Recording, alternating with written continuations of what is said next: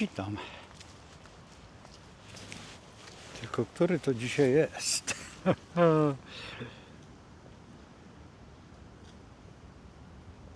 15 września 2025 rok. Piękna pogoda, trzeba przyznać, nawet okulary, ale usiadłem tak, żeby nie potrzeba było ze słońcem walczyć. Jesteśmy na kilka dni przed nowiem. Ten nów ma bardzo potężne znaczenie, no bo to się łączy z pewnymi zmianami, a najbardziej z tym, nazwijmy to starożytnym Nowym Rokiem, bo tak by trzeba było brać, trzeba przyjąć formę, bo normalnie Sylwester jest, wiemy kiedy, rok kalendarzowy też wiemy, 21 marca, a teraz właśnie tutaj ze względu na ten nów będziemy mieć nowy rok właściwie dla naszej psychiki, dla naszej swobody myślenia. A nie ma co, to jest chyba najważniejsze, co może być, nauczyć się myśleć, nauczyć się patrzeć w to wszystko, co jest dookoła nas, jak to wygląda, jak też można zarządzać sobą. Jeżeli potrafimy,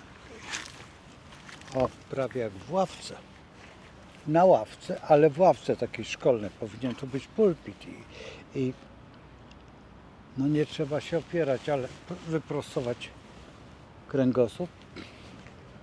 No i faktycznie to warto zrobić, bo jestem ciekaw, jak mnie słychać, bo ja tutaj podejrzewam, że coś nie tak. No więc teraz zrobimy, w ten sposób będzie lepiej. Nie będziemy mieć tutaj żadnych takich szmerów dziwnych.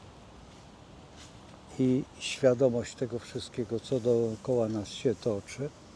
A przede wszystkim jedna rzecz, że możemy w tej chwili właśnie rozpocząć tą swoją duchową przemianę, bo przecież nowy rok. Możemy stworzyć sobie, a przede wszystkim w sobie, tą perspektywę nowej świadomości, bo przecież ta świadomość musi być, dlatego że przychodzą te przemiany, które są prowokowane, te epoki. Giną ludzie, zastrzelono tego człowieka, który mógłby być prezydentem Stanów Zjednoczonych w przyszłości. Uwielbiany przez młodzież.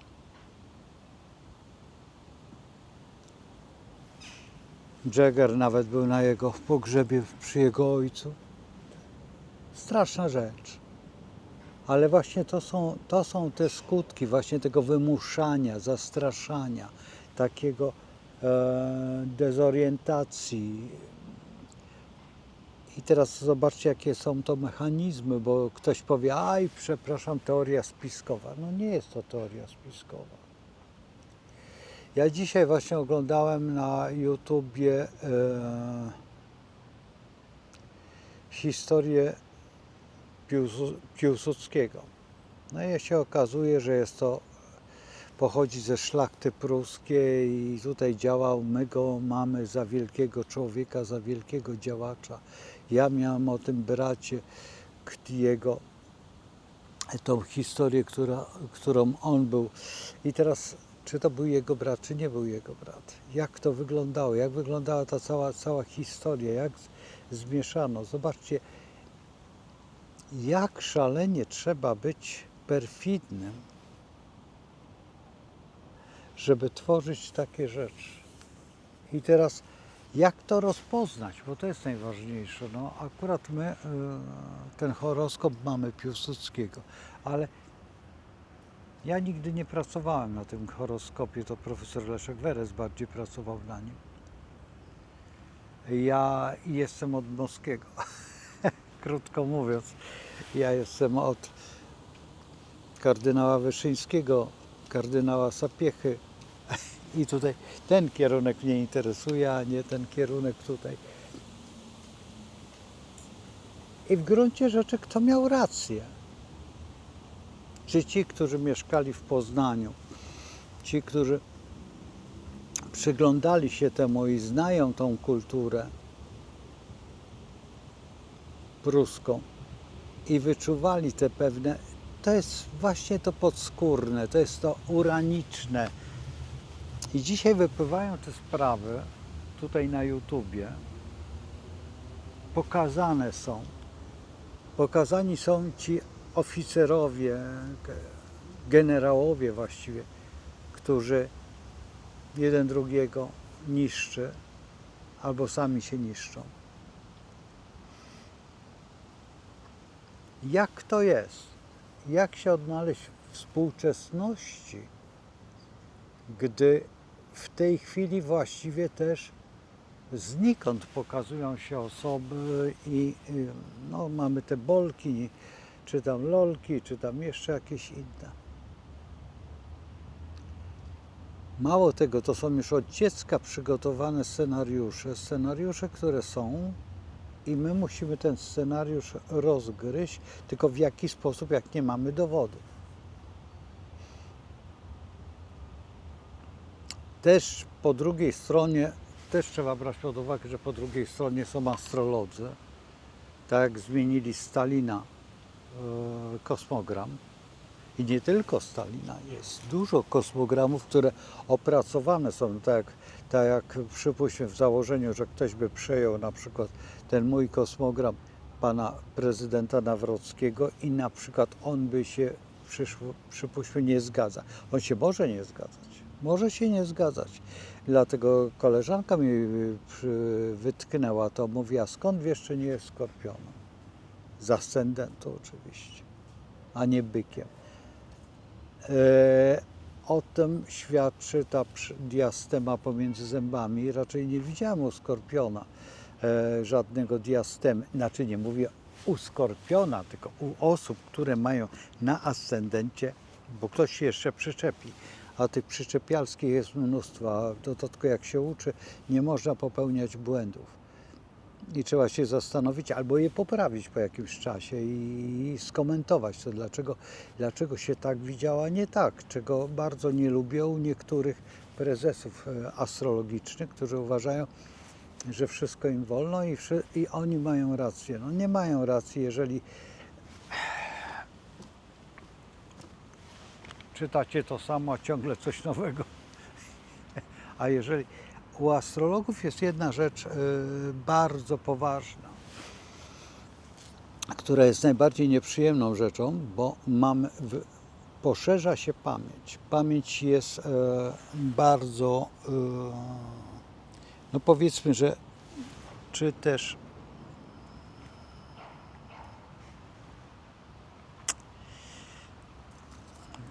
nie podobają mi się te listki, ponieważ nie jestem pewien, czy na nich nie ma jakichś robaczków typu komar albo jeszcze jakieś inne pajączki, które gryzą mi jeszcze.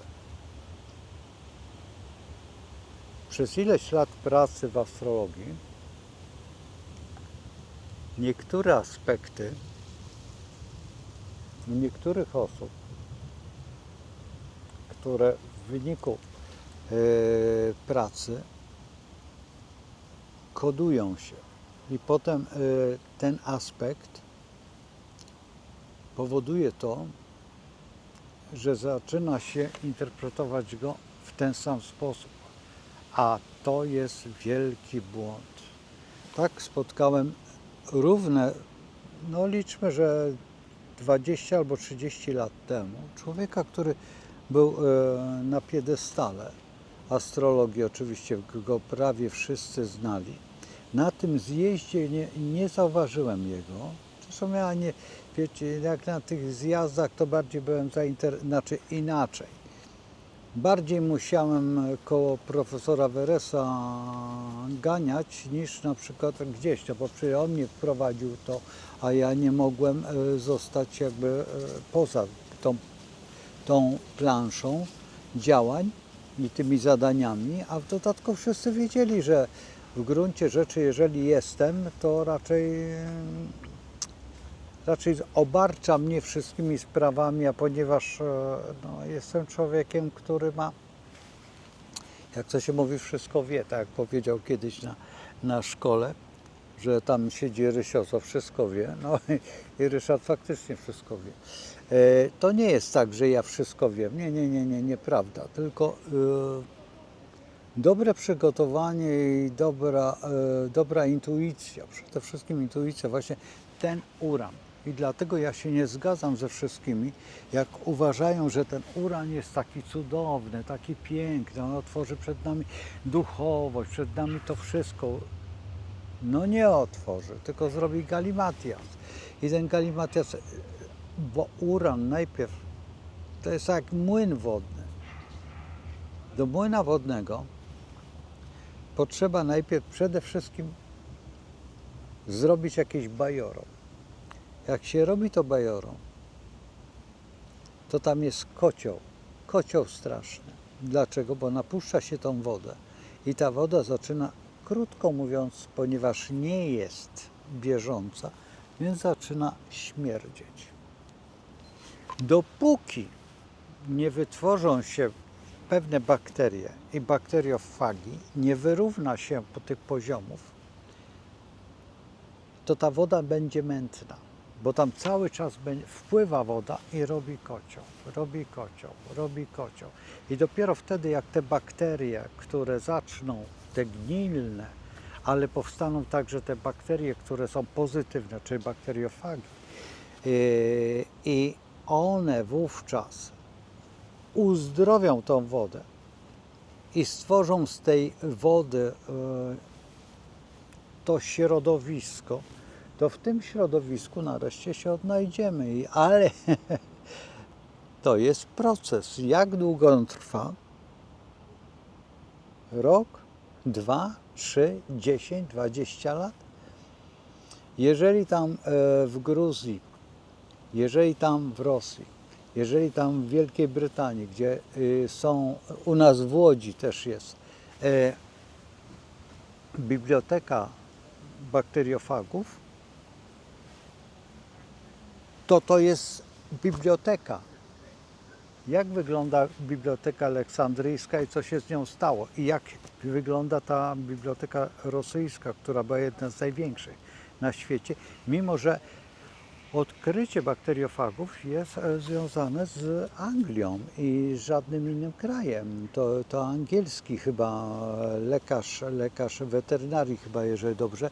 I w weterynarii jest to używane, w medycynie rzadko, dlatego że no, to eliminuje pewne zagadnienia, które są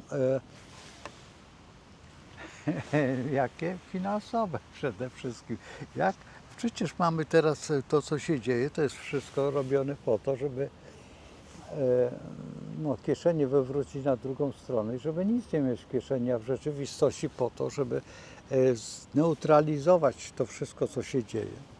Zrobić jakby taki melanż i w tym momencie stajemy się po prostu klakierami głupoty, no bo przecież, słuchajcie, to przecież ten moment, kiedy te 4 lata temu, czyli znaleźliśmy się w tej całej historii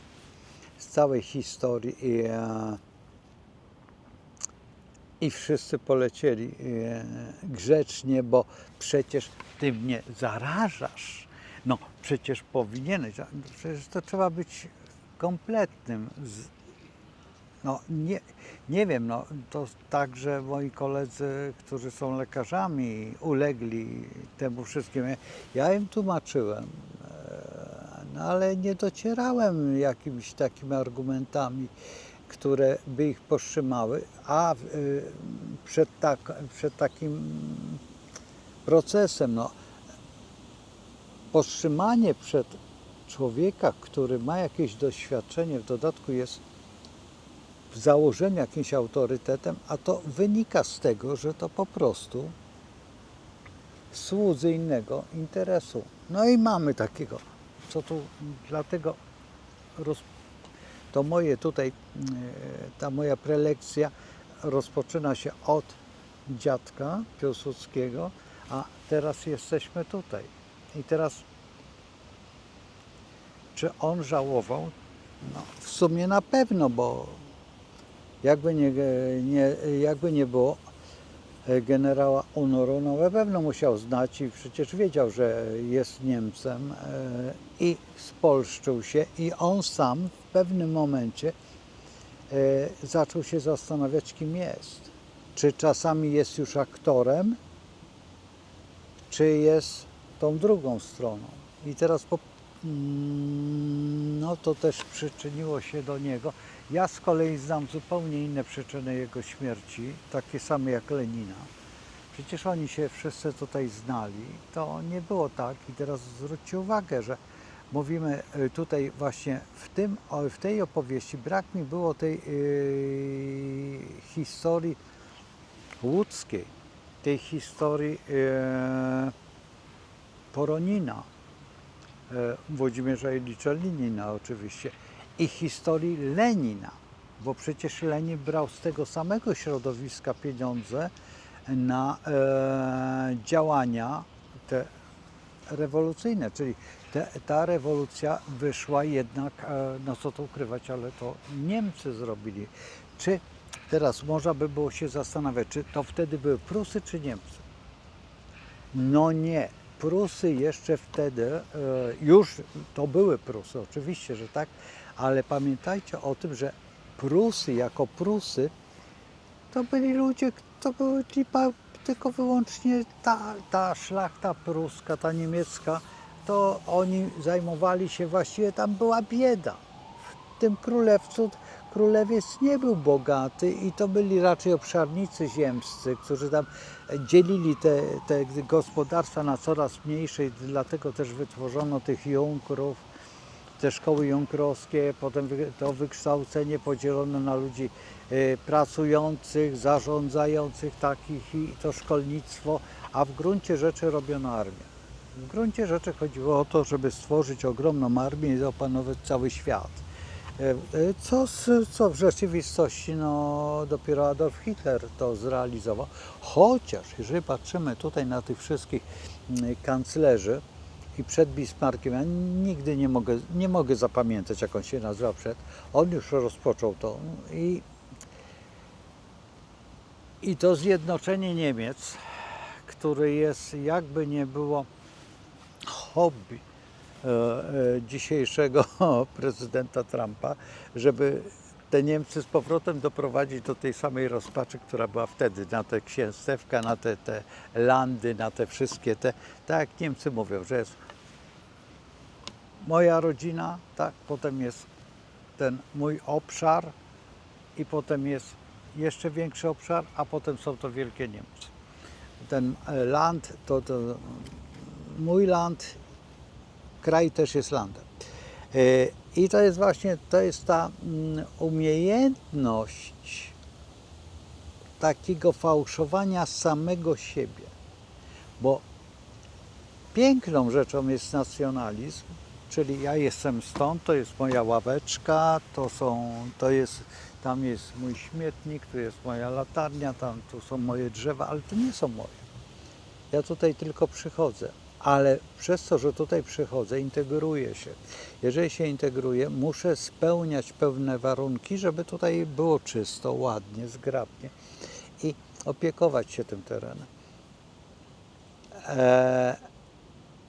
W pewnym sensie nacjonalizm, ten niemiecki, stworzył to, bo trzeba przyznać, że samym Niemcom, czyli tym było genialnie wtedy i oni naprawdę doprowadzili do perfekcji. To samo było w Polsce, jeżeli przyglądamy się w momencie, kiedy rozpoczęła się, przypuśćmy, sanacja, bo to też był taki moment, kiedy właściwie przypuśćmy, ten socjalizm, który był taki specyficzny, ten PSS przez Piłsudskiego, a potem on zdradził to, zdradził to, no powodem były różne rzeczy. Ja jestem ciekaw, jak w tej chwili czują się na przykład. Ja nie wiem, czy Piłsudski, bo Piłsudski miał 2 córki, to co się orientuje, ale to nie jestem pewien, czy i jak one się czują pod tym względem, że ten człowiek to co robił, a to co robił właśnie jest zupełnie czymś innym. Jak się wtedy czują, bo ja rozumiem, że ktoś się dowiaduje, że jest Anglikiem, bo mam takiego kolegę. Matka mówi do mojego, no to jest taki bardzo daleki znajomy, że jego ojciec to jest Włochem. On nigdy ojca nie widział. Mater jest włoskie. Dowiaduje się w wieku prawie 30 lat.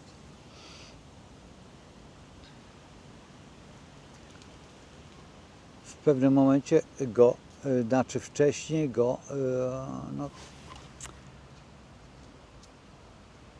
to jabłko od jabłoni daleko nie pada, go zaczyna to intrygować, skąd on jest i dlaczego on tak lubi makaron, tak lubi te wszystkie włoskie rzeczy. Zresztą pracował także w takiej włoskiej restauracji, to wszystko. I kiedy matka mu to powiedziała, to mu się zrobiło tak troszeczkę, wiecie, no, taki nacjonalizm w nim wyrósł. Teraz dowiadujecie się, że jesteście też mam takiego no, bardzo bliskiego znajomego, który dowiedział się, że jest Rosjaninem z jednej i z drugiej strony, że to nazwisko zostało, znaczy ono jest polskie nazwisko, ale występujące tu i tu. No i on tak do mnie mówi, wiesz co?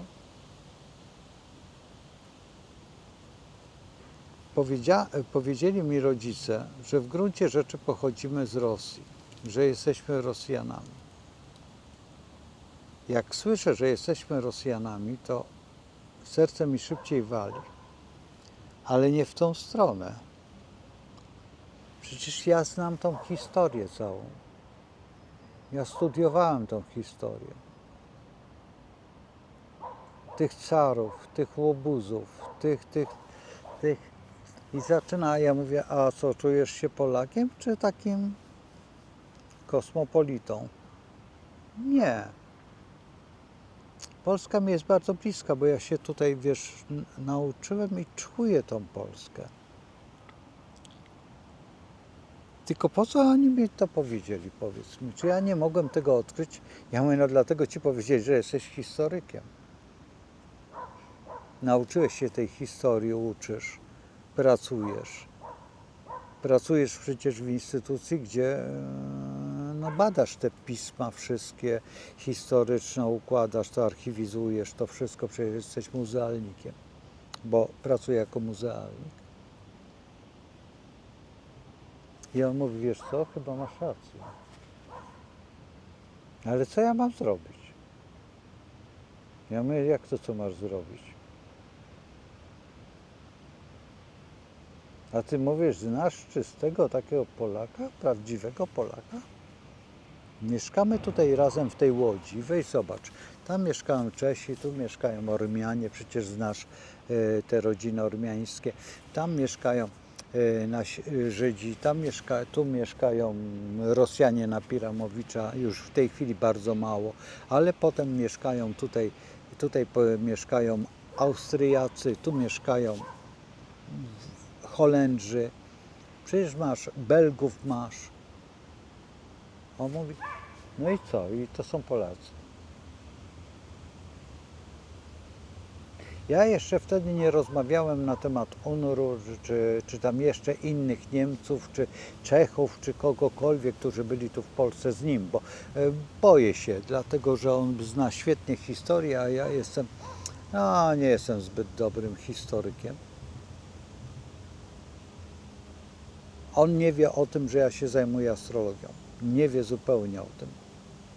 Bo nie wiem, jakby to przyjął, ponieważ on jest związany bardzo mocno z chrześcijaństwem jednocześnie. I właśnie tutaj go złapałem, bo ja mówię, przecież słuchaj, no, to kiedyś byliście prawosławni, to kto przerobił, przeszedł konwersję? A mówi, wiesz, że nie wiem. Mówi, na pewno nie rodzice, bo ja widziałem akty rodziców. Pradziadkowie? On mówi, nie, pradziadkowie też mają, są, przecież ślub brali w kościele, tutaj w katedrze, a nie w cerkwi. No to gdzie? A on mówi, wiesz co, no to jest problem. Bo pradziadkowie też, ja pradziadków znam. Mówi tą historię, no to jak? No ja mówię, no właśnie jak? To skąd ty jesteś? No i się okazało potem po jakimś czasie, że oni przyjechali jeszcze za czasów początków zaborów, no, nawet wcześniej jeszcze przyjechali. No więc dlaczego przyjechali?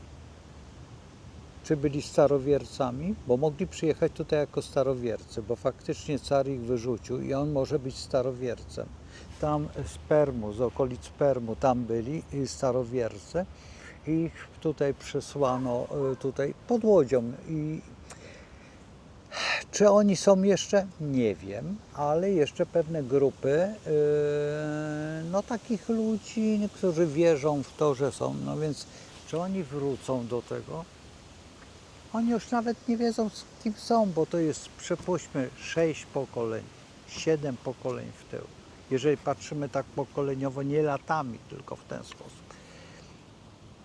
I zobaczcie, ile musi upłynąć czasu, żeby przyzwyczaić ludzi do pewnych zachowań, do pewnych działań. A w tej chwili robi się to na siłę, no po prostu wprowadza się tego wodnika jakby takim tłokiem, no przede wszystkim tym szczykawkowym i modyfikuje go się po to, żeby co? Był taki usłużny i siedział prosto jak głosowanie, to rączka szybciutko w górę. No to nie jest metoda, to jest po prostu w pewnym sensie rozwolnienie psychiczne. No nie ma gadania, to jest rozwolnienie psychiczne, które nie daje żadnych szans, dlatego że wodnik, dlaczego to o tym mówię? Wodnik ma intuicję i intuicja nie wiadomo skąd ma te wiadomości. A skąd ma te wiadomości? No, jakby nie było, jesteśmy magnetyczni, czy tak nazwijmy to. Mamy ten sonar. Mamy przeczucia i odczucia. Nie znamy już się na tych język ciała, język twarzy, źrenic. Są badania na ten temat i oczywiście w wywiadzie, czy tam jeszcze w negocjacjach używa się to łapki na ten, jak prezydent trzyma łapkę i mu się łapka trzęsie, to od razu ma Alzheimera albo jeszcze coś innego. Czy tam jak przyśnie, to też się mówi, że tam coś tam i zawsze coś tam jak założy nie taki krawat, to już to jest wymowa, to trzeba, to wszystko jest dopieszczone do perfekcji.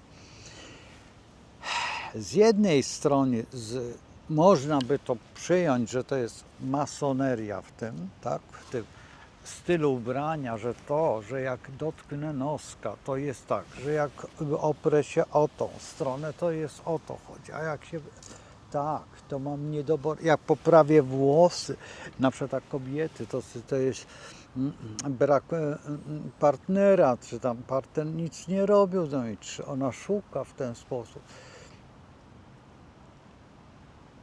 Nie jestem pewien, bo jak ma bo przeskoczyła z jakiegoś brudasa w tym momencie jakaś wsza i ona się drapie, no to gratulacje, jak ona ma jakieś chęci, a to jest na przykład ona.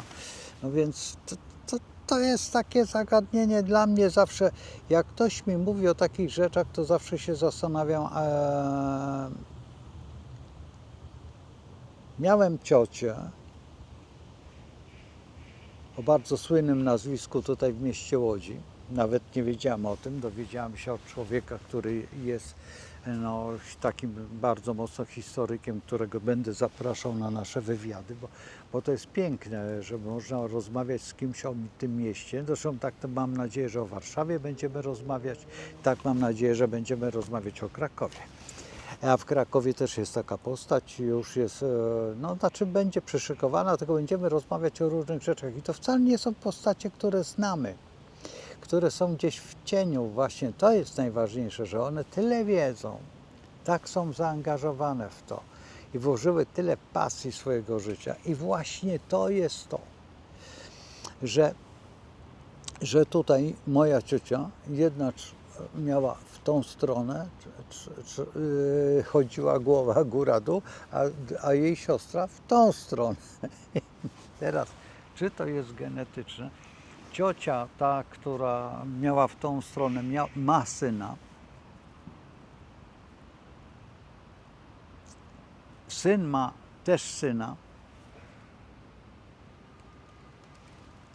Oni mieszkają w Katowicach, ja nie mam kontaktu z nimi, ponieważ mieszkają w Katowicach.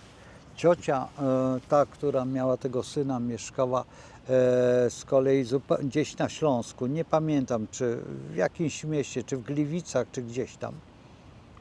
A z kolei moja ciocia, która ruszała się głowa w tą stronę, mieszkała w mieście Łodzi. Nie miała dzieci, ale miała przysposobioną córkę i ta córka w ogóle. Bardzo dziwne towarzystwo, ale nieważne. Ale sąsiad mój, który był moim sąsiadem już nieżyjącym i wielka szkoda, ich znał. I to jest najciekawsze. Mało tego, mieszkał w tym samym mieszkaniu, w którym mieszkała właśnie ta pasierbica.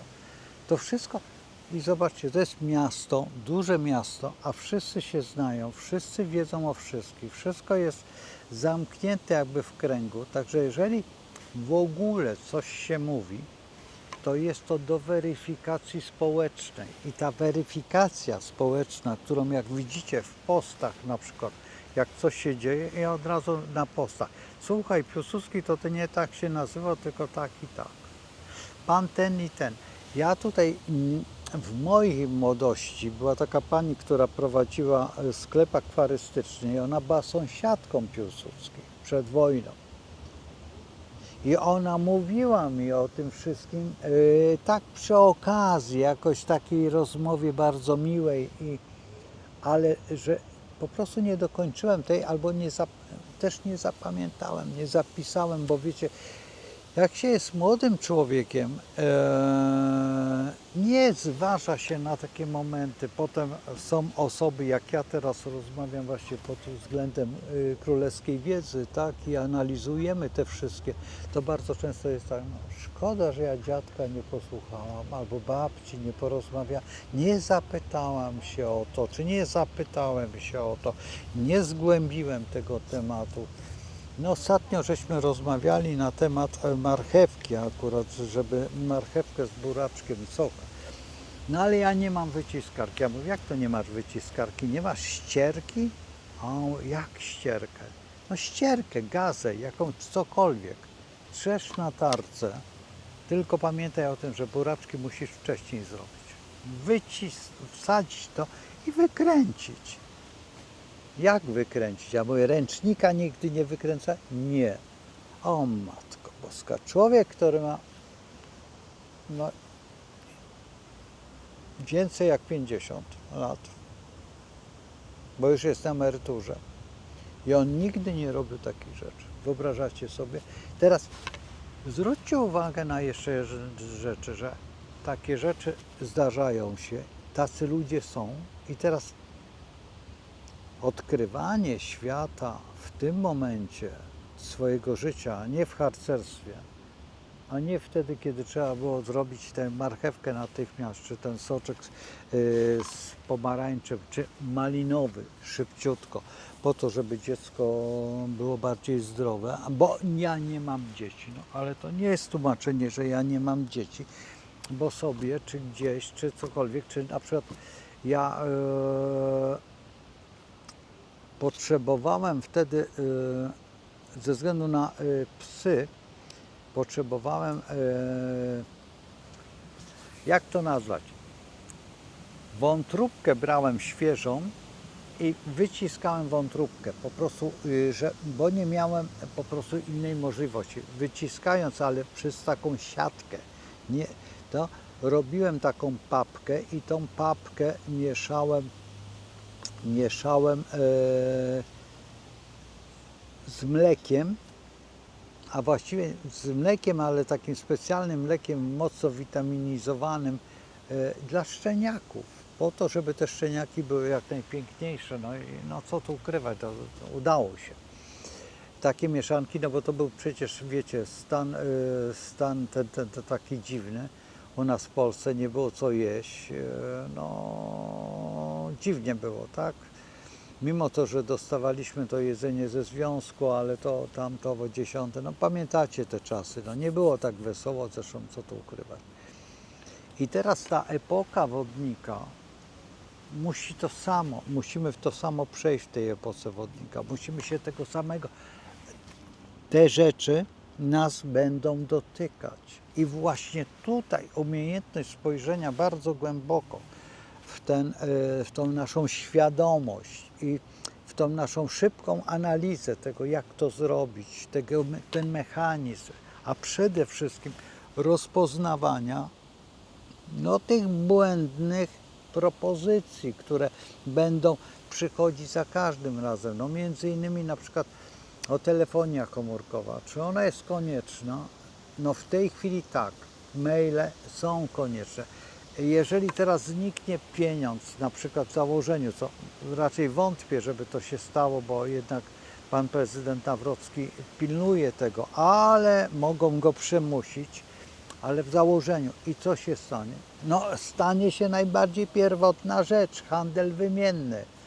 Ja tobie to, a ty mnie to. Ile to kosztuje i czy czasami nie wrócimy do kartek i będziemy tą kartkę, na przykład przypuśćmy, że kartka będzie 100 zł, pół kartki to będzie 50 zł, jak przedzielimy, no to będziemy w procentach wiedzieli, to jest 1/4 kartki i tą kartką, tak jak robili to, były już takie momenty, że darło się tą kartkę, czy nawet brało się w ten sposób, że dawało się jednemu dziecku jedną część, drugiemu i oni się spotykali gdzieś tam w banku i dostawali ileś złota, bo te kartki się składało, i patrzył się ten, przypuśćmy, notariusz, czy ten bankowiec i przyglądał się, czy są ładnie spisane literki, czy to są ta sama ręka. No i właśnie możemy wrócić do tego tematu. I teraz, jakie są sposoby?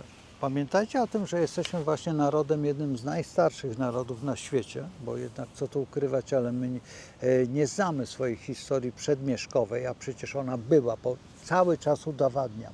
Od toporków krzemowych, które możemy znaleźć na równiku, bo to są fakty archeologiczne, a nie żadne jakieś inne. To, że wytapialiśmy tutaj dymarki były, to jak pojedziecie tam, gdzie są dymarki, to wam powiedzą, że były dymarki i te dymarki faktycznie jest ich tysiące. To nie jest tak, że nie, tylko jeżeli to przecież taką dymarkę, no musiało, nie wiem czy nigdy nigdy nie widziałem dymarki, bo tak się stało. Nigdy nie rozpalałem tej dymarki. Jestem ciekaw, ile potrzeba ludzi do takiej jednej dymarki. Czy jeden człowiek może obsłużyć 10 dymarek, czy 10 dymarek musi obsłużyć 100 ludzi. No więc nie wiem, jak to jest. Wycięto drzewa, wycięto to. Nawet jest taka pustynia, która tam na Śląsku jest, która w wyniku wycięcia drzew spustynniało teren. No i to jest właśnie, to są te sytuacje. Nie jest to tutaj Puszcza Łódzka, bo jest troszeczkę dalej. Niektóre drzewa może tutaj nawet należą do tej Puszczy Łódzkiej, ale nie jestem pewien. Znam miejsce, gdzie jest, no ale dzisiaj jest tam troszeczkę utrudnione wejście, no i szkoda.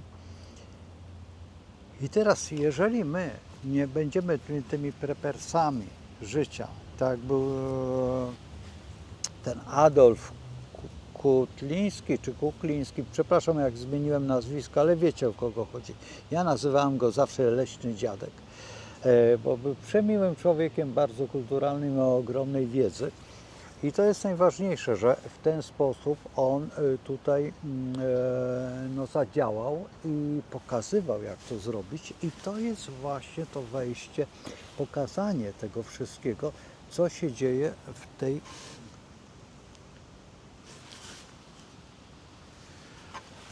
w tej historii i jak to wygląda.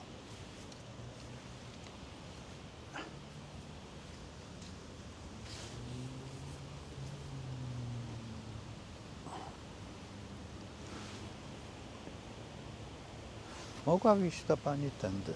Nie, musiała iść tutaj. Dlaczego? Bo gumowe ucho. To jest pewne. Ja już to przeżyłem tutaj nieraz i zresztą te gumowe ucha w pewnym momencie, jak to się mówi, są. No i właśnie to jest to. To jest epoka wodnika.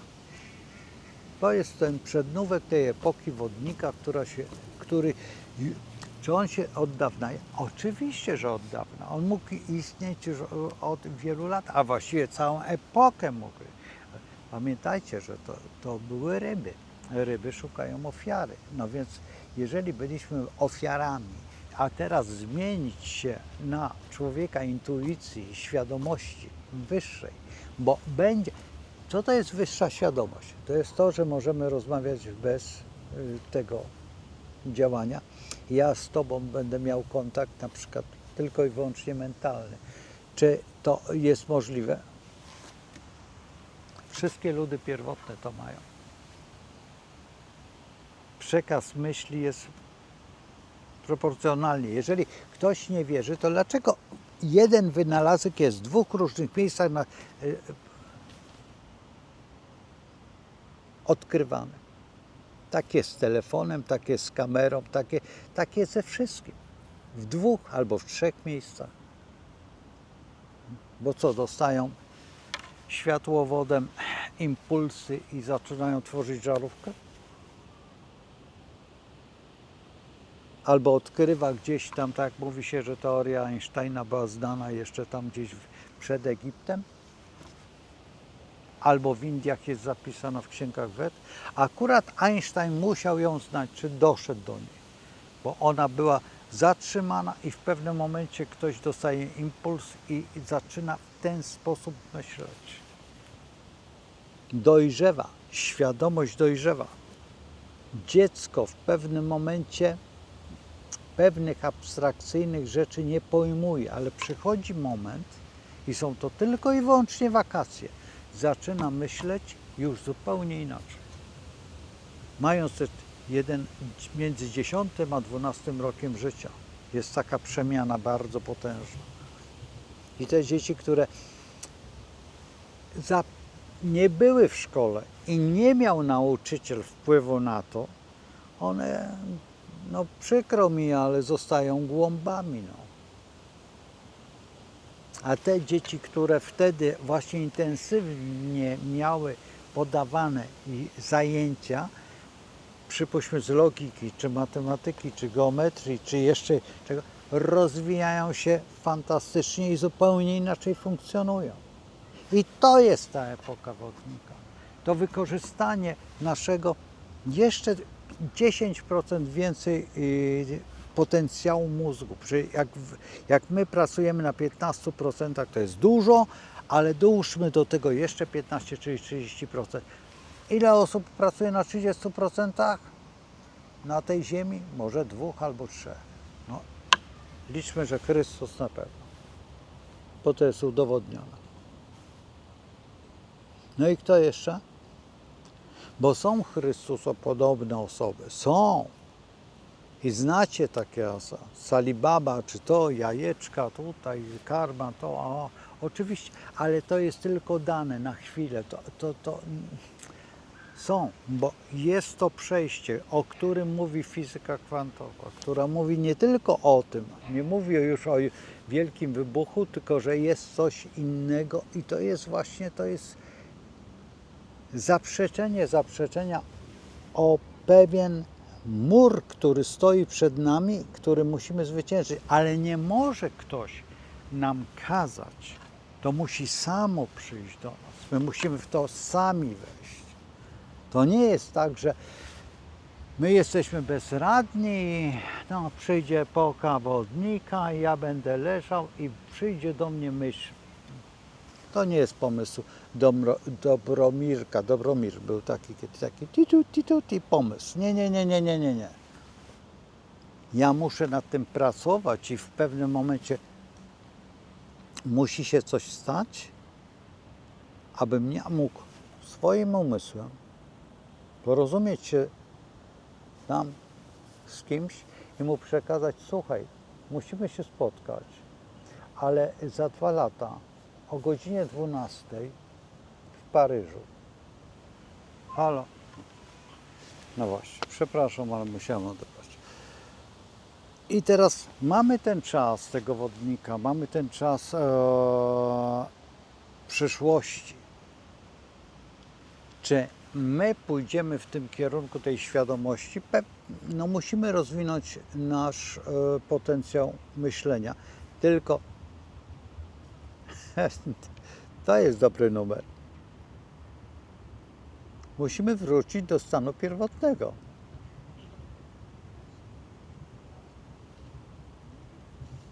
Właśnie tu idzie pani z Border Collie. To jest jeden z najinteligentniejszych piesków. I one mają tą przewagę, że czy z psem można rozmawiać. Przecież jak macie psy, to psy odczuwają wasze wszystkie zachęty.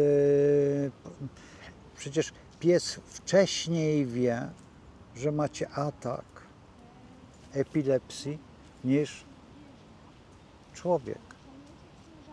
I to może jest to. Może będziemy wiedzieć o tym ataku epileptycznym. Skąd pies wie? Odpowiedzcie, skąd wie? Po waszym zachowaniu?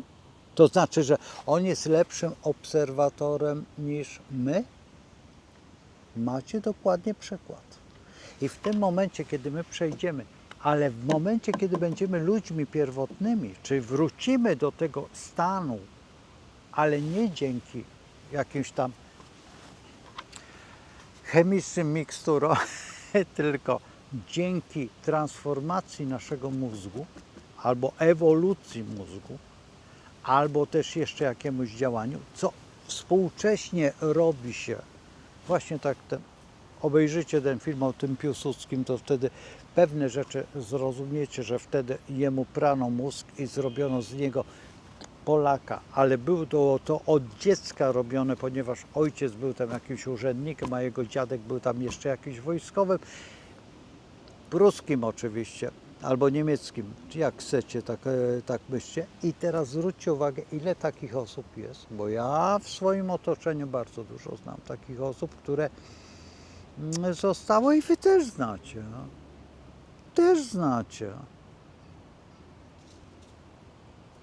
Ojcu się nie udało, syna tak poprowadził, że synowi się udało. Przecież to jest ta metoda. Ponieważ ojciec wytorował drogi i na przykład ojciec był sportowcem, ale był sportowcem lichym, a potem syna zrobił sportowca światowego. Przejdźcie, zobaczcie, jak to się robi. Przecież ale tak samo można zrobić w każdej dziedzinie.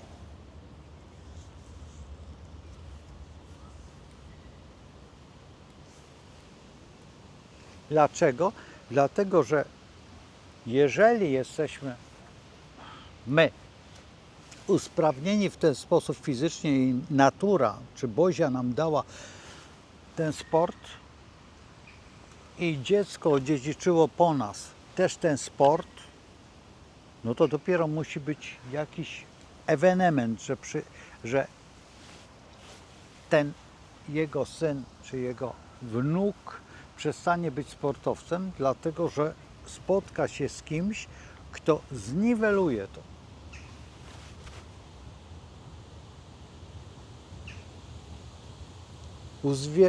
U owczarków podhalańskich jest ta biała sierść, która jest w sumie biały kolor jest recesywny, słabym kolorem. Ale u tych psów przez jak to się mówi, pokrycia i wiele lat, one były tylko i wyłącznie białe, ten gen stał się bardzo silny. I teraz jeżeli łączymy z innym psem tego podhalana, to ten podhalan jest tak szalenie silny, że on będzie trzymał ten biały kolor. Niekoniecznie on może szarzeć, on może tam to według tych groszków, tak? Ale w gruncie rzeczy może wybić w 10. pokoleniu, że nagle z bardzo ciemnego psa wyrośnie podhalan i będzie podobny właśnie. I dlaczego tak jest? Ja osobiście znam tutaj no nieważne, urodziło się dziecko i było czarne. Ojciec, momentalnie rozwód, tragedia, nawet nie wiem, tam się stała jakaś dziwna tragedia, straszna tragedia się stała. I skąd to czarne dziecko? Okazało się, że babcia miała właśnie partnera mulata. I przez te wszystkie działania stało się tak. Słuchajcie, nie wolno tym kierować, bo tym tylko kieruje kosmos. Kosmosem rządzi, umówmy się, Bóg. Nasza genetyka jest prostą genetyką, tylko już raz dotknięto, Sodoma i Gomora, dotknięto tam. Cały czas genetycy próbują coś zrobić, bo uważają, że będą wielcy. Nie będą nigdy wielcy, dlatego że planety się wszystkie poruszają. To wszystko żyje, funkcjonuje. I nawet jeżeli my zamierzymy coś, że tak będzie, to szybciej cywilizacja nasza runie, niż to się stanie, co oni chcą, przypuśćmy, ci nadzorcy, czy tam jeszcze jacyś, tutaj wykombinować. Bo jeżeli teraz idziemy drogą tych Anunnaki, czy nie Anunnaki, tam jeszcze tego Sushina, czy jak on tam się nazywał, idziemy jego drogą. Tam się też to wymknęło spod kontroli i my nadal jesteśmy wyjęci spod kontroli. Jeżeli jesteśmy wyjęci spod kontroli, to my nadal jesteśmy bliscy epoce wodnika niż epoce ryb. Z tym, że jeżeli to się stało, to musiało się stać, przypuśćmy, 40 albo 50 tysięcy lat wstecz, bo jeżeli patrzymy, to mamy Lascaux, które jest 40 tysięcy lat i te malowidła są. Czy był to człowiek, czy nie był to człowiek, nieistotne, tylko one istnieją. Coś było na tej ziemi, co miało mózg, który transformował ten obraz. Jeżeli transformował ten obraz, a ten obraz jest świetnie namalowany, fantastyczne kolory, nie ma żadnego zadymienia, nie ma nic. To znaczy, jaka była technologia? Jaka była technologia? Jaka była technologia w Pompeji, że te rysunki nadal istnieją? I mówimy na to malarstwo pompejańskie. I znamy technologię, ale jednak tak doskonale nie potrafimy. I niektórych rzeczy nie potrafimy zrobić. Nie potrafimy zrobić tego pala metalowego, który tam jest w tej dżungli, leje się woda i on nie rdzewieje. Nie potrafimy mnóstwo rzeczy i Franz Zaleski o tym mówi i wiele osób o tym mówi, a my tego nie przejmujemy. No więc jak my chcemy zmodyfikować siebie, jak nie potrafimy prostych rzeczy zanalizować?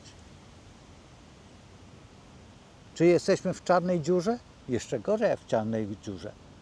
Ja bym powiedział zupełnie inaczej, w 4 literach i to bardzo głęboko. I umysł nasz, czy się rozwija? Oczywiście, że tak. Tylko w którym kierunku? Socjalizmu? Liberalizmu? No to już mamy jednego liberała. Socjalistę też mamy, który już w tej chwili przechodzi na kapitalizm i zaczyna wrzeszczeć, że proszę Państwa, wymordowaliście tyle i tyle ludzi. I teraz zwróćcie uwagę. Prawo własności, prawo do posiadania jest najważniejszą rzeczą i dopiero wtedy możemy mówić o czymkolwiek.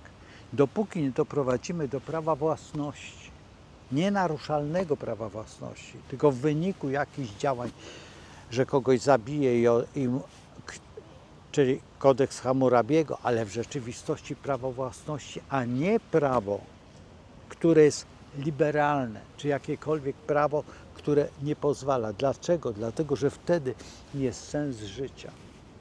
A sens życia pokaże siłę i umiejętność tworzenia. Jeżeli mamy coś stworzyć, to musimy wiedzieć i musimy się nauczyć liczyć. Ten człowiek nie uczył. Ja doszedłem do tytułu profesorskiego. Mogę płacić temu nauczycielowi mojemu za to, że on mnie tak świetnie wyuczył, nauczył. I po to jest państwo. Ale jeżeli on mnie nie nauczył nic, to on powinien się dowiedzieć, że on jest nikim, że on jest zerem. I to jest właśnie najważniejsza rzecz, której my żeśmy się pozbawili. Jeżeli jestem lekarzem, leczę tak, ale wtedy, kiedy zachoruje ten pacjent mój, wtedy tym bardziej go muszę leczyć i muszę go tak leczyć, żeby on był zdrowy, bo jeżeli on nie będzie zdrowy, to ja nie dostanę pieniędzy. Chory człowiek nie powinien płacić, tylko zdrowy człowiek powinien płacić. Czy warto mnie robić chorych ludzi? W tej chwili warto, dlatego że potrzebny jest czasookres, gdzie on musi już odejść, czyli powiedzmy produkcyjny. To stworzył XIX wiek, XX, tak zwaną taśmę produkcyjną. I to jest, co to jest? Marksizm. Marksizm jest taki, kapitalizm. I marksistowski to, co stworzył, o czym mówił pan Karoń w swoich wypowiedziach. Ja akurat na tej filozofii, którą prowadził pan Karoń, bardzo żałuję, że nie poznałem pana Karonia, a była możliwość, każdy miał możliwość oczywiście, ale jest taka sytuacja, że w tej chwili jest niewiele osób, które, są te osoby, oczywiście, że one są, tylko one są w ukryciu, bo po prostu są, które mogą poprowadzić nasze myślenie i przeprowadzić nas bezboleśnie do tej epoki wodnika. To jest kwestia, przypuśćmy, 300 lat, żebyśmy się w niej znaleźli w pełni. Oczywiście, że te 300 lat nie będziemy żyć my tyle, ale to nie chodzi o to. Chodzi o myśl, którą przygotujemy dla naszych w tym momencie dzieci, wnuków i prawnuk, a one przejmą to myślenie, które będzie, a nie to myślenie pruskie, XIX-wieczne czy XVIII-wieczne, czy tego Hugo Kołłątaja i tej całej zgrai, która doprowadziła do tego, że dzisiaj fizyka kwantowa musi się przedzierać przez nasze mózgi i my nie obejmujemy tego. Dopiero trzeba innej kultury, Dalekiego Wschodu, Dalekiego Zachodu, czy jeszcze jakiegoś, żeby doprowadzić do tego, że jest jakakolwiek myśl. I ta myśl jest właśnie pozbawiona w tej chwili sensu. Zostawiam Państwa w tej beznadziejnej sytuacji, jaką jesteśmy w tej chwili, bo wychodzimy z czasu panny, wchodzimy do nowego roku lada moment. I ten nowy rok musi być tą gwiazdką radości, po to, żebyśmy unieśli swoje marzenia. No przede wszystkim, jak było kiedyś napisane, że unieś pupsko. Przypomnij sobie, czym walczyła Nadia Krupska. No i wiecie, możecie napisać na dole, jak to było tej piosence, bo ja całej tej piosenki nie, bo to mój kolega, który już nie żyje, już od bardzo dawno nie żyje, żeśmy razem pracowali, on zawsze, ponieważ był taki dosyć potężny. I on mi pokazał to życie, ponieważ był bardzo związany z organizacjami właśnie tymi dziwnymi, komsomołkami, nie komsomołkami, zresztą sam był na komsomołce. I on mi pokazał właśnie to życie, którego ja nie mogłem sobie wyobrażać, znaczy nie było w mojej wyobraźni, a dzisiaj widzę tych ludzi, którzy kończyli te komsomołki, byli i patrzę. Jurek naprawdę pokazał mi sporo rzeczy i dzisiaj, patrząc się, widzę, że nic się nie zmienia. Ale jest co? Mamy własnego prezydenta.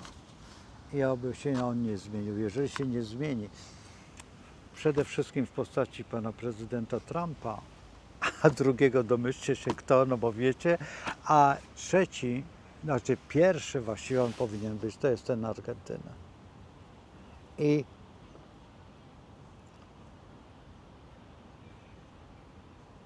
pamiętajcie o tym, że jesteśmy Lachami, Lechitami z tego Lechistanu i to teraz niedawno oglądałem program telewizyjny, pokazywano, jacy my jesteśmy wielcy, jacy mamy PKB i to, tamto, owo, dziesiąte, że weszliśmy do 20 największych mocarstw świata.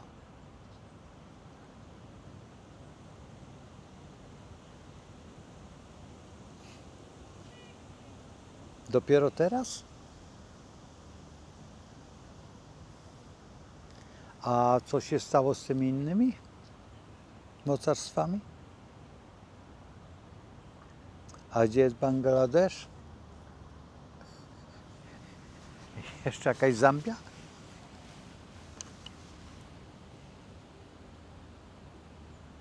Przecież przed wojną byliśmy drugim krajem po Argentynie. Argentyna była najbogatszym państwem. Polska też była bardzo bogatym państwem.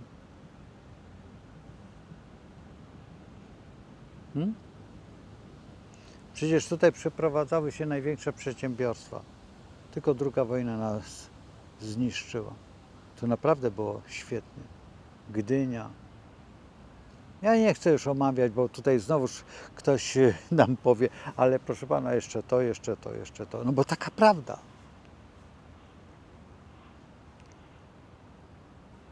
Dlaczego?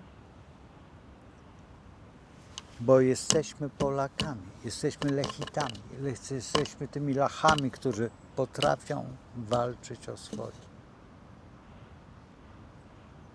I nie szukajmy korzeni, tylko bierzmy się do roboty. A jak ktoś lubi korzonki, to niech idzie do rzeźnika i sobie kupi kabanosy. To są nasze takie korzonki długie. A bracia Rodzen na pewno powiedzą, jedz jajka jeszcze do tego.